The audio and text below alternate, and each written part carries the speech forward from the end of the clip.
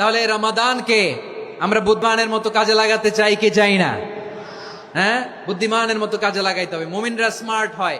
এই রমাদানে আমাদের কি করণীয়, কি বর্জনীয়, সংক্ষেপে 7টা করণীয় 7 মিনিটে, 7টা বর্জনীয় 7 মিনিটে বলে আমরা বিদায় নিব ইনশাআল্লাহ। বলেন, কেউ উঠা বসা করব না ইনশাআল্লাহ। বলেন মাশাআল্লাহ, অনেক শান্ত। জি, আমার দিকে তাকান।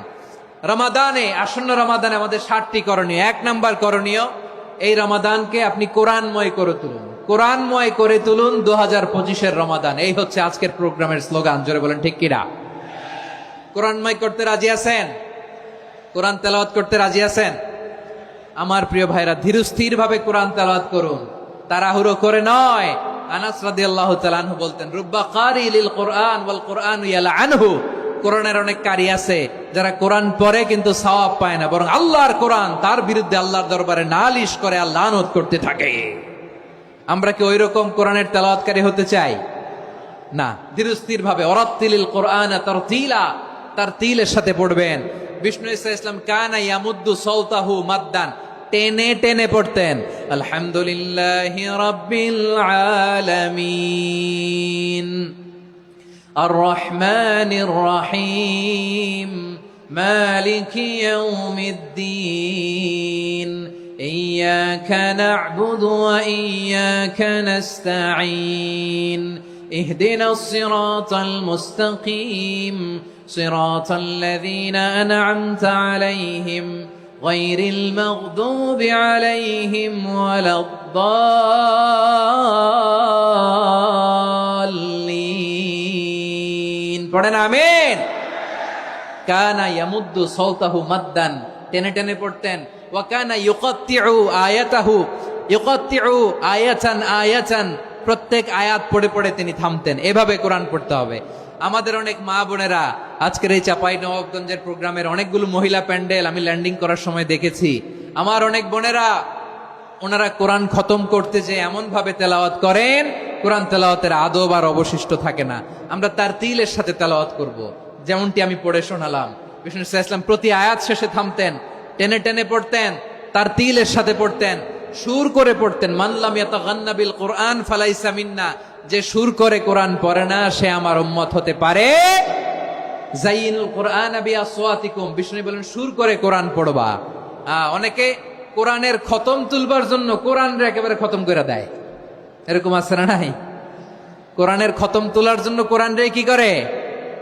একেবারে খতম করে দেয়। না, আপনি ধীরস্থির ভাবে পড়ে যদি খতম দিতে পারেন মাশাআল্লাহ, না পারলে যতটুকু পারেন পড়বেন। এরপর অনুবাদ পড়ার চেষ্টা করবেন, তাফসীর পড়ার চেষ্টা করবেন।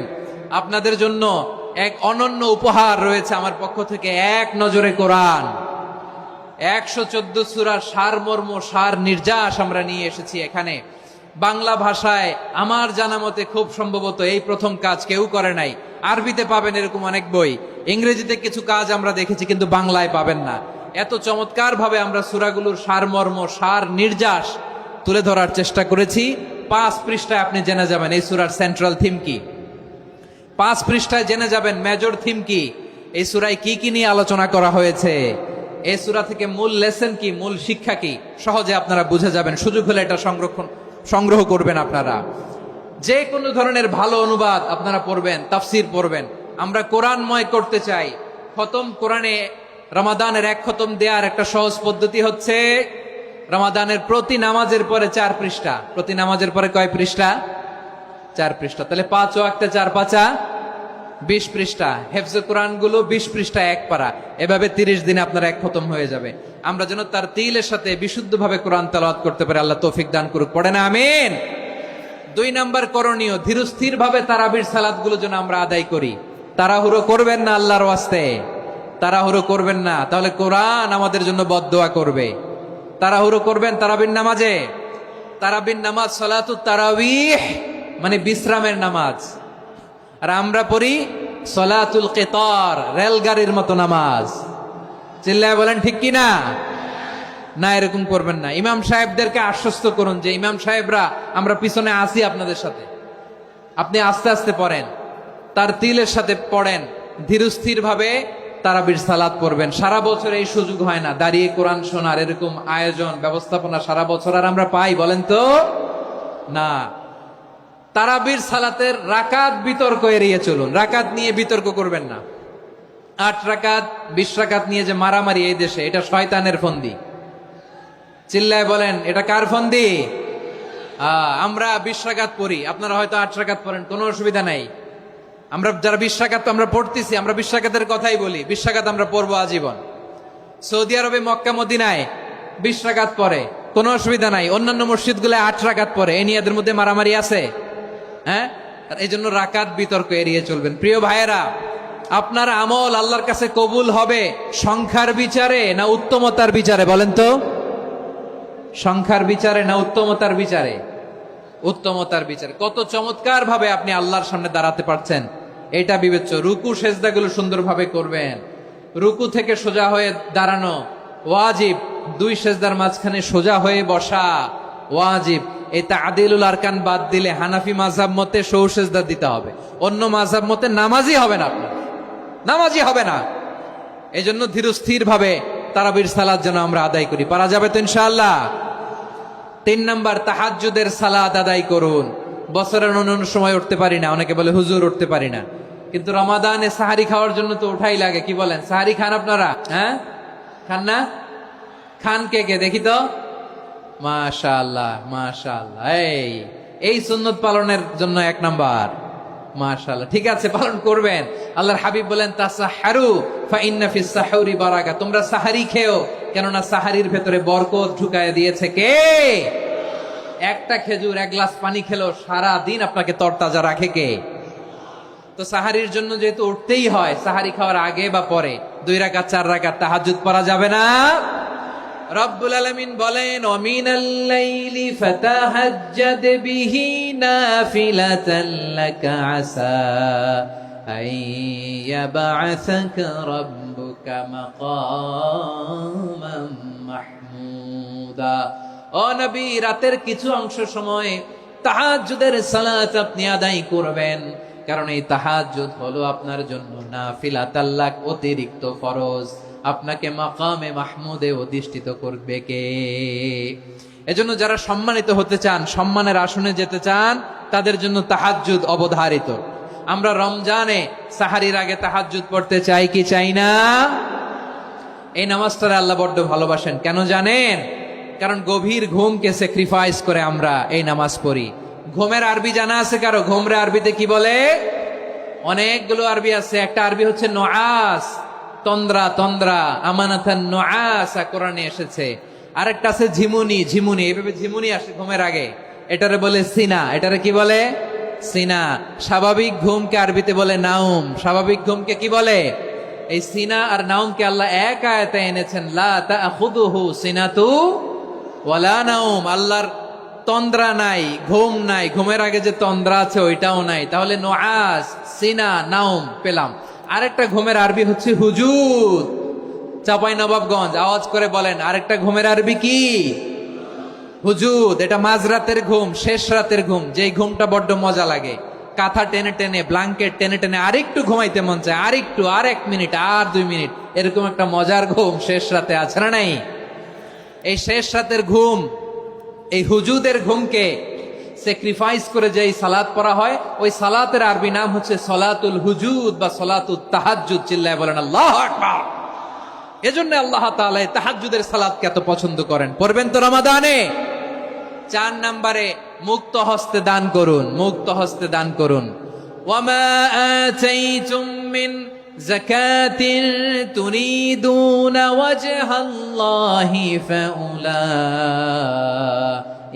হুমুল মুদঈফুন।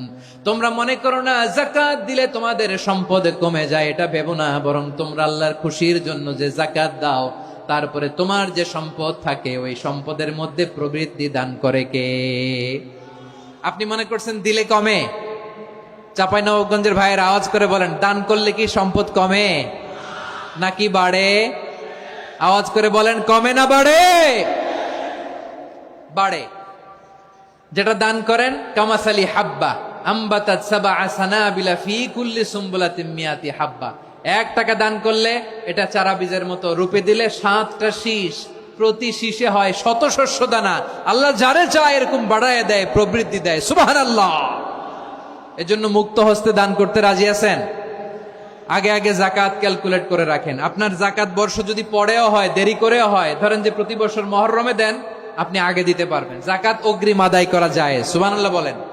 বিষ্ণু ইসা ইসলাম রমাদানে এত দান করতেন, কানা আজওয়াদান নাস, কিন্তু রমাদানে আজওয়াদুন নাস আজওয়াদু বিল খাইরি মিনার রিহিল মুরসালা, প্রবাহিত বাতাসের চেয়ে বিশ্বনবী আর অবদান্যতা বেড়ে যেত।